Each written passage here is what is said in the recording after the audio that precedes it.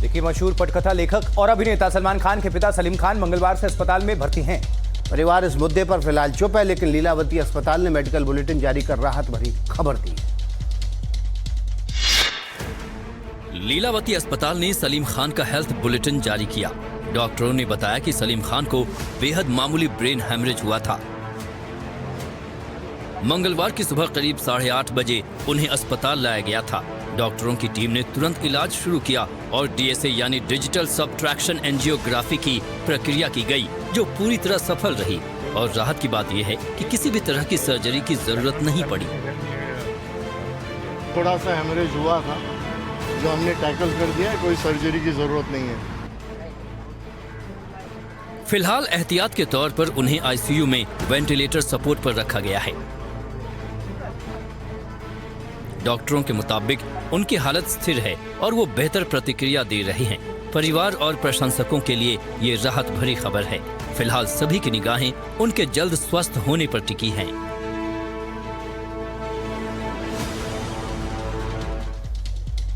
सलीम खान को मंगलवार सुबह हाई बीपी की शिकायत के बाद अस्पताल में भर्ती कराया गया था। तब से पूरा परिवार दिन रात अस्पताल में उनकी सेवा में जुटा हुआ है। सलमान खान भी लगातार लीलावती अस्पताल में दिख रहे हैं। 2 दिन से सलमान खान ने लीलावती अस्पताल को अपना ठिकाना बना रखा है। मंगलवार सुबह ही वो लीलावती पहुंचे, देर रात भी वहीं दिखे। बुधवार दोपहर भी अस्पताल में नजर आए। आखिर 90 साल के पिता सलीम खान वेंटिलेटर पर हैं, जिनसे वो अब भी पॉकेट मनी लेने की बात कहते हैं। वैसे डॉक्टरों ने भरोसा दिलाया है कि सलीम खतरे से बाहर है। हालांकि कुछ दिनों तक उन्हें अस्पताल में भी रहना पड़ेगा।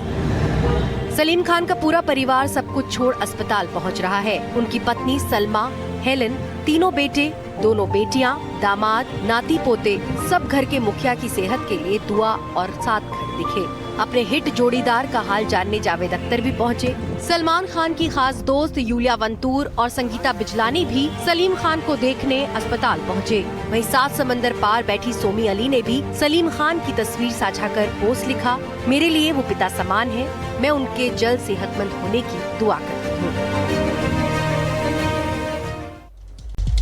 देखिए, महाराष्ट्र के जलगांव से एक डराने वाला वाकया सामने आया है। यहाँ एक छोटी सी शरारत में एक मासूम बच्चे की जान पर बनाई।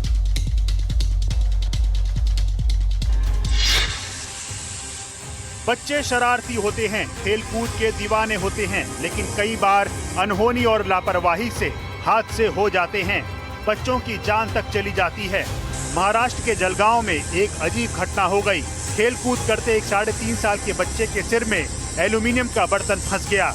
बच्चा बहुत देर तक जूझता रहा, लेकिन बर्तन बहुत बुरी तरह फंसा हुआ था।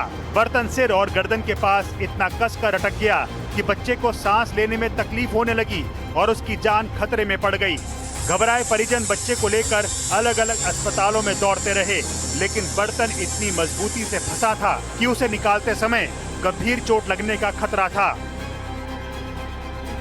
आखिरकार एक डॉक्टर ने जोखिम उठाते हुए प्लम्बर की मदद ली।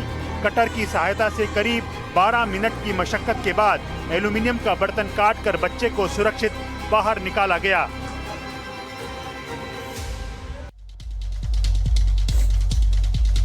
चलिए आगे बढ़ते हैं। देखिए, फेक न्यूज से आम लोग ही नहीं, नेता भी परेशान हैं। बीएसपी सुप्रीमो मायावती ने भी आज फर्जी खबरों को निशाना बनाया। मायावती ने ऐलान किया कि यूपी चुनाव में हाथी इस बार साइकिल और कमल का अकेले ही मुकाबला करेगा। यूपी चुनाव की बिसात बिछ चुकी है और इसके साथ ही बीएसपी प्रमुख मायावती ने बड़ा दांव खेल दिया। पिछले कई दिनों से चल रही गठबंधन की चर्चाओं को मायावती ने सिरे से खारिज कर दिया। लखनऊ में प्रेस कॉन्फ्रेंस कर बीएसपी सुप्रीमो ने ऐलान कर दिया है कि उनकी पार्टी एकला चलो की नीति पर चलेगी। अकेले अपने बलबूते पर चुनाव लड़ने के बारे में एक बार नहीं बल्कि कई बार सार्वजनिक तौर पर इसकी खुली घोषणा की गई। विरोधियों के गठबंधन वाले जाल पर भी मायावती ने तलवार चला दी। उन्होंने कहा कि ये लोगों को गुमराह करने की कोशिश है। उत्तर प्रदेश में पार्टी विधानसभा का होने वाला अगला चुनाव गठबंधन में लड़ेगी, इसकी ये आम चर्चा है। जो विशुद्ध रूप से लोगों को गुमराह करने की नीयत वाला ये फेक न्यूज है। अब देखना ये होगा कि क्या बिना किसी सहारे के बीएसपी का हाथी सत्ता के गलियारों में फिर से वही पुरानी धमक पैदा कर पाता है या नहीं। देखिए, नेवी अब सिर्फ समुद्री सतह पर नहीं बल्कि डेटा की दुनिया में भी बेहद चौकन्नी है। एआई यानी आर्टिफिशियल इंटेलिजेंस की मदद से नेवी संभावित खतरों के पहले से ही पहचान ले रही है। ग्राउंड जीरो से आपको दिखाते हैं हमारी सहयोगी मलिका की रिपोर्ट।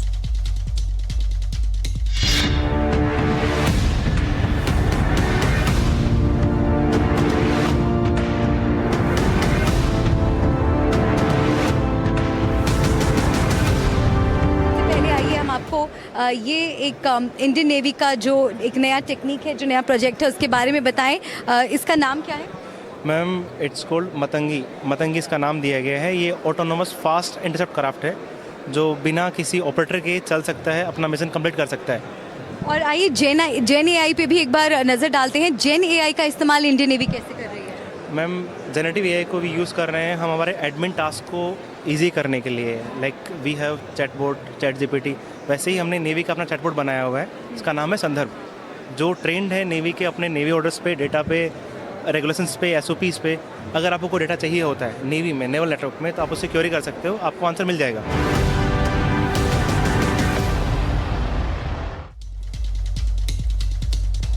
देखिए, सीमा की निगरानी से लेकर घुसपैठ के निपटने में एआई का इस्तेमाल अब किया जा रहा है धड़ल्ले से। कैसे एआई जवानों के लिए आधुनिक युद्ध की चुनौती के लिए तैयार कर रहा है, देखिए मलिका की ground report.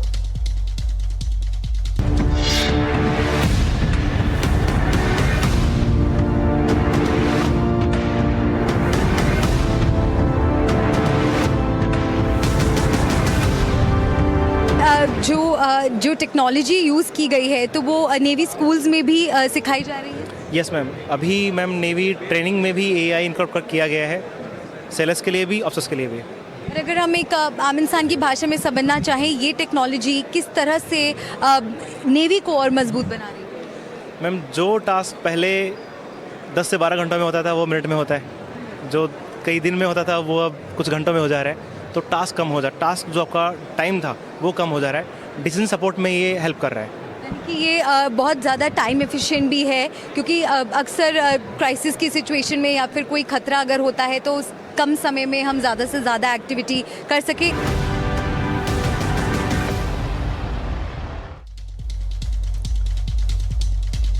Lawrence Bishnoi gang के खिलाफ दिल्ली पुलिस के स्पेशल सेल को एक बड़ी कामयाबी मिली है। सिद्धू मूसेवाला हत्याकांड और एक्ट्रेस दिशा पाटनी के घर पर फायरिंग कराने वाला गैंगस्टर दिल्ली पुलिस के हत्थे चढ़ गया। दिल्ली पुलिस के स्पेशल सेल ने कई सालों से फरार चल रहे कुख्यात गैंगस्टर लॉरेंस बिश्नोई के अहम गुर्गे महफूज उर्फ बॉबी कबूतर को गिरफ्तार कर लिया है। बॉबी न केवल सिद्धू मूसेवाला हत्याकांड की साजिश में शामिल था, बल्कि उसने बॉलीवुड एक्ट्रेस दिशा पाटनी के बरेली स्थित घर पर हुई फायरिंग के लिए हथियार भी मुहैया कराए थे। खुलासा ये भी हुआ कि दिशा पाटनी के घर पर फायरिंग के लिए इस्तेमाल हथियार विदेश से आए थे। सूत्रों से खबर यह भी है कि पंजाबी गायक सिद्धू मूसेवाला के घर की रैकी करने में भी शामिल था। बॉबी कबूतर हाशिम बाबा लॉरेंस बिश्नोई गैंग से जुड़ा है और दिल्ली के सीलमपुर का रहने वाला है, जिस पर कई मामले दर्ज हैं। दिशा पाटनी के घर फायरिंग मामले में 2 शूटर्स एनकाउंटर में मारे गए थे, जबकि 3 गिरफ्तार हुए थे। फिलहाल दिल्ली पुलिस बॉबी कबूतर उर्फ महफूज से पूछताछ कर रही है कि उसने किसके कहने पर शूटर्स को हथियार मुहैया करवाए थे।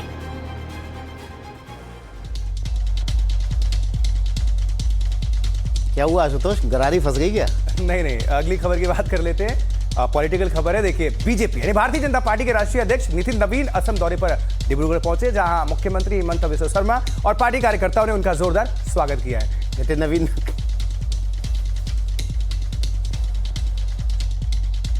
आपने विधानसभा चुनाव में 37 से 38% वोट लाया है। लोकसभा चुनाव में आप 46